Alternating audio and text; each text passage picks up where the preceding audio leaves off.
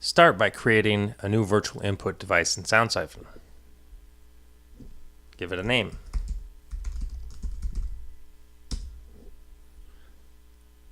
Add the sources that you want to capture. I'm going to use iTunes and my microphone. Set mixing to separate. This is important. This is so the audio doesn't get mixed together and we can capture it independently. Now in Audition, go to the Audio Hardware Preferences and select the device you just created as the input device.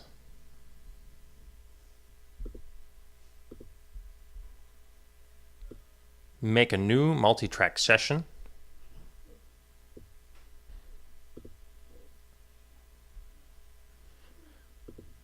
Now I'm going to label my track so it can help me keep track.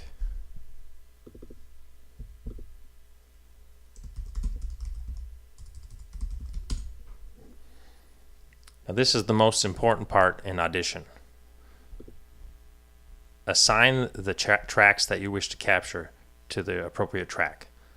So for track 1, iTunes, we're going to capture stereo starting at channel 1. So that's channel 1 and 2. For the microphone, we're going to start capturing channel 3, and just channel 3 because the microphone is mono. That's it. Now we're almost ready to record.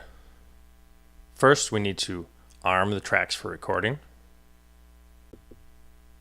So we're going to turn on both our tracks, and immediately now you see that the microphone is responding to me. Let's get some audio for the iTunes track.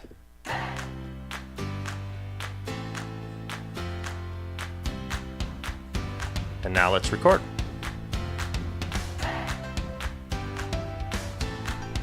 iTunes is in track 1, and you can see that my microphone is in track 2.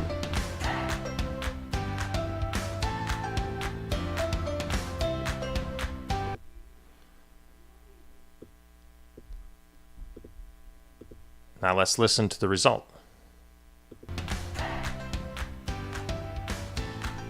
iTunes is in track 1, and you can see that my microphone is in track 2. That's it. That's how to use Sound Siphon with Adobe Audition.